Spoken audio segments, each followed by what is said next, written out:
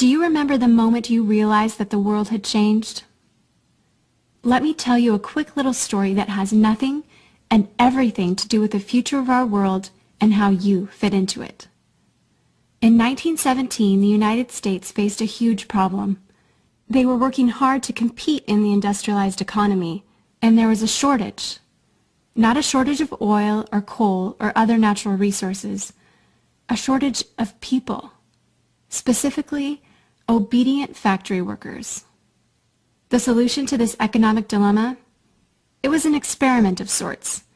It hadn't been done before, until someone thought of it. Mandatory public school. Unfortunately, the initial purpose of the United States public school system was not to inspire children or generate scholars. And it wasn't created for dreamers, people who color outside the lines, break the rules, and challenge the status quo. The public school system of the early 1900s was invented to create a nation full of adults who would obediently do their jobs in the factory assembly lines. Teaching kids to sit in straight rows and scheduling the entire day with the ringing of bells wasn't by chance. Punishing those who didn't conform was purposeful. These were the skills they would need to join the labor force. Intentional or not, this early method of turning dreamers into workers was an investment in the nation's economic future. And it worked. This then led to several generations of productive, fully employed workers. But it isn't working anymore. Why? Our economy has changed. We don't live in an industrialized economy anymore. We live in a connected economy. Right now, there are more users on Facebook than there were people on the planet 200 years ago. Technology has made it possible for us to connect with people, ideas, and information from anywhere in the world instantaneously. And as a result, our economies have expanded from localized towns and communities to the entire world. We have globalized trade in nearly every way. In the past, the obedient, do-what-you're-told without question people were rewarded for working hard and putting their dreams aside in order to toe the line. They were given well-paying jobs that led to long-term careers. They were guaranteed pensions, benefits, and the promise that they would always be taken care of.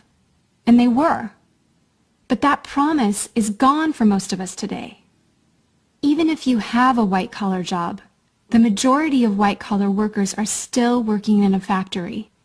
Instead of operating a sewing machine or welding a widget, they now push pencils, type on keyboards, or process paperwork. It's still factory work because the entire focus of the day is spent on increasing productivity, which leaves little room for creativity, spontaneity, or individuality. The educated, hard-working masses are still doing what they're told, but they're no longer getting what they deserve. Even if you do everything you are told to do today, graduate from high school, go to college, get a degree, work hard in whatever job you can find, if you're lucky enough to find one, you're not guaranteed anything. Companies are being forced to change or die right now. Layoffs happen much more often than job openings appear, and the highest paying jobs are disappearing or heading overseas at an alarming rate. If you have a job where your boss tells you exactly what to do, he or she will always find someone cheaper than you to do it. Did you know that the average length of a job today is about 4.5 years? Contrast that to the 1960s when it was 40 years. The connected economy rewards a different group of people. It rewards the people who see things differently, who don't conform, people who have ideas that no one else has, people who are willing to work hard but know that the old way of doing things is broken. The connected economy rewards you not for being a cog in the wheel of life, but for standing up and reaching out. The connected economy rewards the connectors.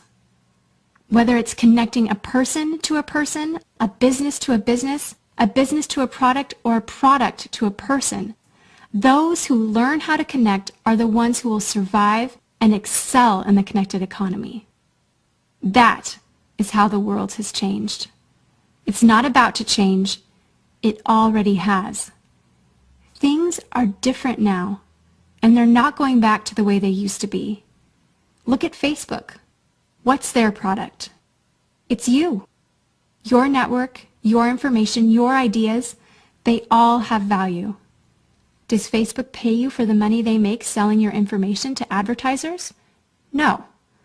But we still use it because we have an innate desire to connect with people.